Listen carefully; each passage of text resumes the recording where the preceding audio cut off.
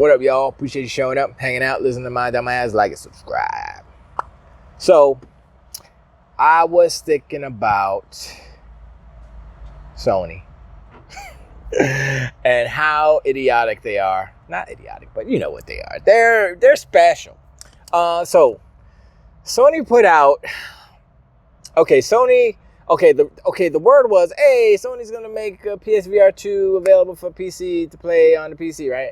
And it's like, yay, that's a cool idea, yeah, right? So they have this little adapter you plug in and it makes it work, right? Yay, $60, boom, bam. Price is not bad, whatever. Some people are like, that's too expensive. I mean, technically, if it's just a dongle, basically an adapter, it's kind of expensive. But Sony thinks they're Apple, so let's go. And the dumbest thing that they could have done, they have done. All in service for people to buy a PlayStation 5. Now, look, I thought Sony actually understood what was going on and said, yo, we got to do this. We got to change. The environment is changing. The business is changing. We got to adapt. They're not adapting. They're trying to force feed people their garbage. Okay? PC gamers don't want to buy PlayStation 5s. That's why they play on PC. They don't understand this. So, let me explain. PlayStation VR2 is available on PC whenever that's coming out. But I think the price is supposed to be cut by $100, whatever, $450. That is not even the point. Who cares about that? Because that price cut is indicative of the garbage that they're trying to feed you. So, the PlayStation VR and the PlayStation 5. PlayStation VR2 and PlayStation 5 has many features. It has eye tracking. It has rumbles on the headset. It has haptic feedback on the triggers. And it has something else that I can't remember. Right? And on the PlayStation, on the PC, the PSVR2 has, they take away the eye tracking. They take away the vibration, the haptic feedback in the head, and I believe in the controller as well. And it's just a piece of hot garbage. It's like, well, you're taking away all of these things that make the PlayStation VR2 actually unique and special, and people want to buy it and play it with all these extra features. It is literally the product that people want to buy, and you're making it into a product that nobody wants to buy. And there's other options out there that are better. Not like, okay, so what, the OLED screens may be better, and I think the resolution may be better than the Oculus Quest, the Quest Vive. Wow, I'd said all the words. The Quest 3. But the problem with that comparison is that the Quest 3 is better because it is a self-contained unit. You grab it, you plug it in, you charge it up, you put it on your head, you walk down the street, and you could be VR in. You don't need a PlayStation 5, you don't need a PC. That's the difference. And so I don't get it. I don't get it. I don't want to get it because it is an asinine business move. And it's all in service, like I said before, for people to buy. So they're going to say, oh, if you want the full range of features on the PlayStation VR2, why don't you buy a PlayStation 5? Because that's where all that lives. And I'm like, y'all are just idiots. Y'all don't understand. And also what they don't understand is that these super modders of the PC realm, PCMR, will find a way to get those things to work without your permission, without paying extra. And so you're gonna be losing money regardless. And they're gonna get it to work anyway. So I mean, it's a foolish endeavor what they're trying to do. Instead of trying to move more units of the PlayStation VR 2, they're trying to force people into, or tricking people into buying a PlayStation 5.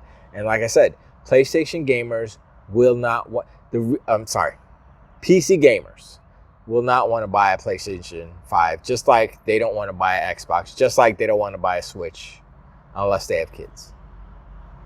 That's just the fact. That's the reality of the situation. That's the fact of the matter, you know? And so Herman Hulst sitting there with his little business presentation like, yes, we're going to be more strategic about the PlayStation, the single player, blah, blah. I'm like, y'all ain't strategic about anything. All y'all strategic about is trying to make people try to buy the PlayStation 5. That's your strategy. And it's a losing strategy. Look, Xbox has always been ahead of the curve when it comes to these things. As far as the business models, as far as the trends in the industry, they have always been ahead of the curve. Look at what PlayStation is doing now. Look at what Xbox did like 10 years ago. Because they saw it happening and they said, boop. And also, they have more experience with PC. Xbox does. Microsoft. Windows. Literally almost a monopoly on PC. They don't have a monopoly, but it's kind of close to that, right? Most computers are Windows computers. Most computers are Xbox computers, if you will. And if Microsoft has their way and they figure out a way to do a lightweight Xbox OS on PC, every PC is an Xbox. Every handheld PC is an Xbox. The next little handheld, the Xbox handheld that they're going to make, the Surface. Why do you think the Surface team is making the next handheld Xbox? Because it's going to be a PC with a light Xbox OS on it. Doesn't that make sense? Yes, it does make sense.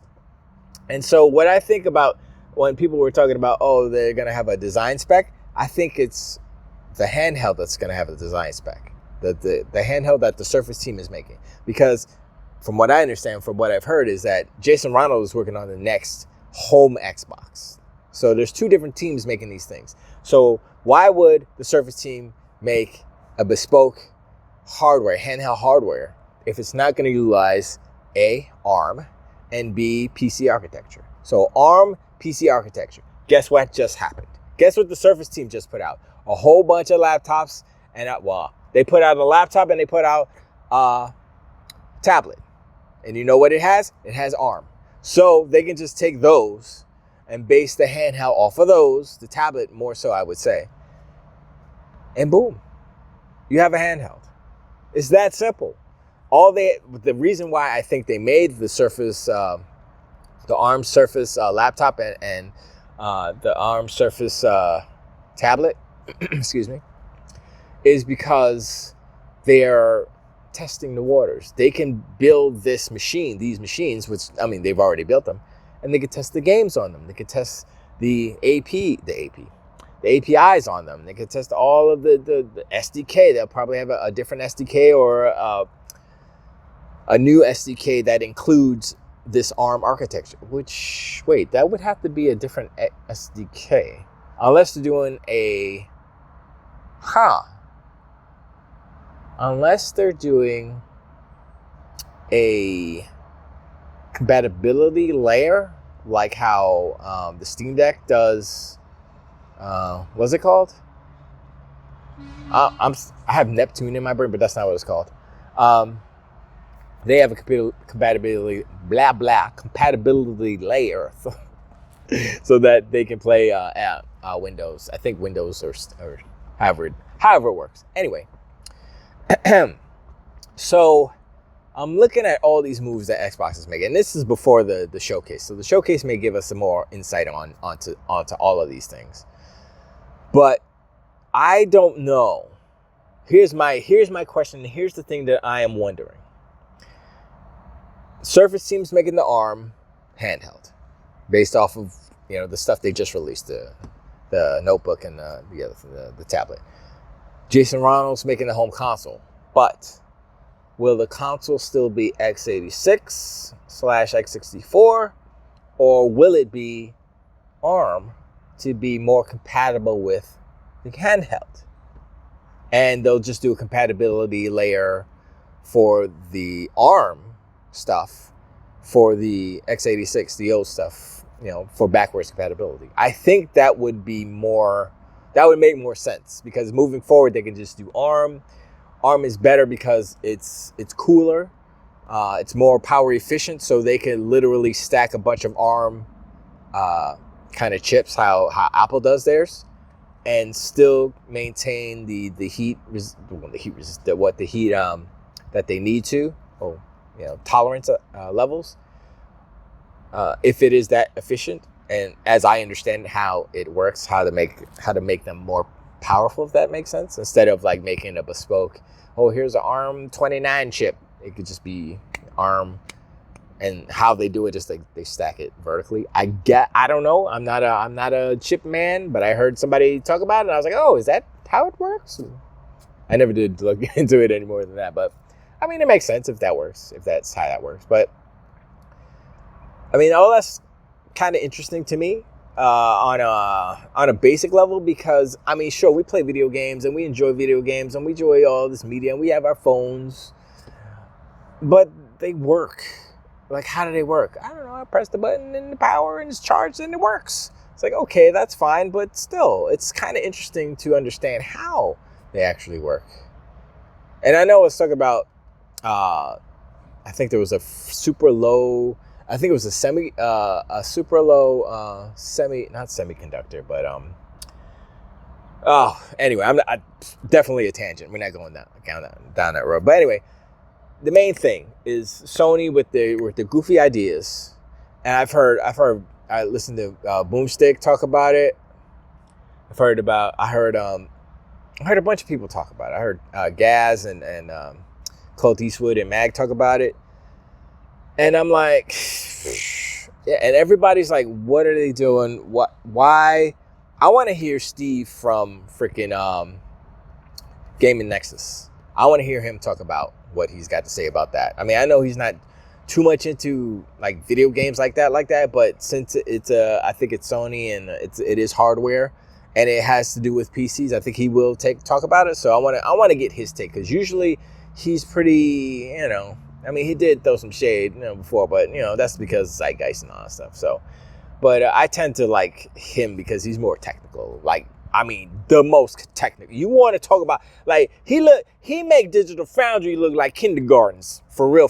Because I'm like, they're set up, they have like lasers and stuff and like machines they have to nitrogen cool or whatever the cooling is to hyper cool stuff. But yeah, Sony is going to fail again with the PlayStation VR2, except on PC this time. They're going to fail again on PC. And they're going to sit there and scratch their heads and wonder, why is nobody like it? Why is nobody buying this? Because you're foolish. Because you still don't understand the PC audience.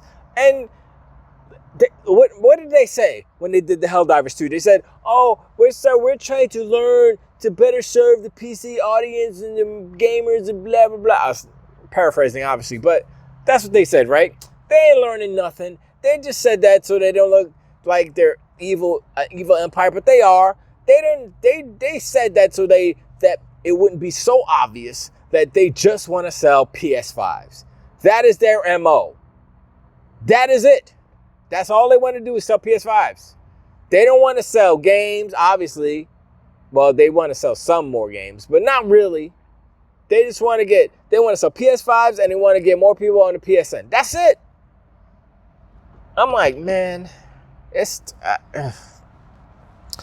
frustrating because that's their business model, but their business model is actively harming video games. And then you're saying, well, how is it actively harming video games? It's like, because look at what they're offering. They're taking away features of their headset that make the headset cool and make one of people. Okay, I understand why they're doing it, which is a dumb thing. But if they put it out there and it had the same functionality as the PS5, then they would be like, why would people want to buy a PS5? These people don't want to buy a PS5 anyway. If you do this, it would probably make people more inclined to buy a PS5, possibly if the price is right. If the price gets down to a certain, like, oh, it's only $399, shoot, let me get the one real quick.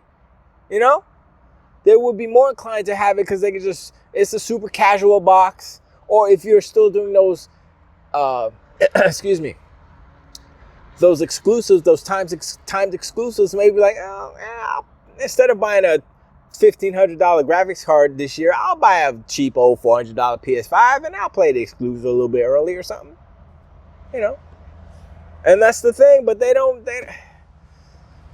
look. I don't have any faith. I don't have any words. I don't have any faith in Sony to do the right thing, to do things that would benefit the industry as a whole. They are only looking out for themselves. And I mean, yes, that's pretty much the MO for all of these companies, but more so for Sony. Sony would rather bite off their own foot than to, I don't know, put God of War on Xbox. Let's just say that. They would rather be like, nope, it's exclusive, because they think they can sell one more PlayStation 5 rather than sell more units of the game on Xbox. You know what I'm saying? They would rather sell less units of a PlayStation, a PSVR2, sell less of those in order to maybe sell one extra PlayStation 5. That's their mentality. That's what Sony is right now. That's not going to last for long. That is not a winning strategy for a business. You want to sell as many units as possible of everything, not just funnel everything to PlayStation 5. Because, look, I'm not interested in buying a PlayStation 5. Now that I see that they're putting all their games on PC, and something that they, I guess, obviously don't realize, PC gamers have patience. And also, PC gamers have ways of playing games. Also, if y'all don't know, PC gamers have a ways of creating emulators for video game systems. So, if you think there's not a PlayStation 4 emulator out there or about to be out there, you're crazy. And if there's a PlayStation 4 emulator out there, the PlayStation 5 emulator is right behind it, because they're so similar, it's ridiculous. And y'all think I'm playing, y'all think I'm just talking shite and dissing Sony, but PlayStation 5 is literally a PlayStation 4 Pro. And, well, it's actually just a Pro. But it really is. It really is. And, I mean, yes, there's differences in as far as the read speed and stuff, but we learned from Ratchet & Clank that you could run that on an old school 5400 RPM HDD. So that's not a hurdle. The SSD is not a hurdle for emulation. They will run like crap, yes, but they will run. And PC gamers, they'll have a way of figuring this stuff out. Sony needs to stop fighting the PlayStation. Sony needs to stop fighting the PC MR. They need to stop fighting them, and they need to meet them on a level playing in a in a demilitarized zone. Let's just say that, because that's the only way that they're going to get any traction with PC gamers. PC gamers ain't playing for that. They ain't playing. And Sony don't know what they're doing. They really don't. But anyway, I appreciate you, Cheyenne. So like and subscribe. Hit me up in the comments below what you think about this PSVR2 hot garbage, no features on the PC version. And what if you have a PC and you're thinking about buying a VR headset, would you buy a PlayStation VR2 over a Quest 3 or anything else? You know, consider the price. I'm just saying. Like for me, if I had a PC, actually, do I have a PC? I would probably build a PC, but if I had a PC capable of doing VR right, I would not buy a PlayStation VR2. Why? I would definitely buy a MetaQuest 2. I mean a 3, MetaQuest 3. MetaQuest 2s are pretty. I think I saw it for like $199 somewhere to try to like get rid of them. I was like, I might have to get that just to, you know. But no, a 3 is definitely better. I heard refresh rate is better and all that stuff. So, but you know, maybe to just get into it and get a 2. I don't know. I mean, the fact that me talking about it right now, I'm gonna look into the MetaQuest 3. I know it's like 400. I think it's 450 right now. So I don't know. Maybe I'll look into it and get one. I know Kaijudo would be like, "Oh my God, you into VR now?" Because he's a VR freak. He's a VR fiend. But like I said before, way before, I like VR. VR is cool. VR is like a futuristic type of technology that super nerds like myself would enjoy. But it is super niche. It is super not what people want. Normies. And it's impractical for normies because normies have families and it's a one headset. It doesn't work.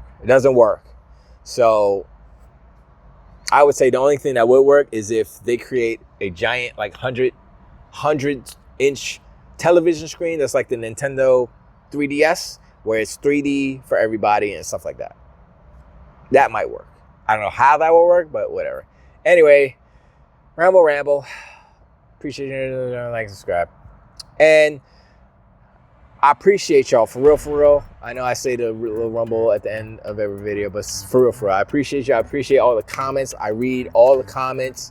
I give a thumb up to all the comments, and I've been lacking. Like, I mean, I haven't been lacking, but I usually do it on my phone, and then I realized, oh snap, I had to go to another part of the app in order to get all of the comments, because all of them don't show up. And anyway, it may be a little late, but I'll just give you a thumb up. Even if you dissing me, I'll still give you a thumb up, because you took the time and the energy to write words, and you didn't have to. And you know what I'm saying? That's why I appreciate y'all. But like I said, let's keep it civil. We can make fun of each other, but you know what I'm saying? There is a line, and I know everybody's super sensitive these days. But you know what? You can make fun of me. You can make fun of the greatness. It's all good. Old man, whatever. It's all good. But yo, bottom line, we had fun. You know, the Xbox showcase is coming up in a couple of days. Excitement is in the air. You know what I'm saying? So it's just, it's that. You know, the essence of like all this good stuff, all this kind of back and forth is just, you know, let's have fun. For real. But yeah, that's all I got. I'll catch you on the next one. Just wait.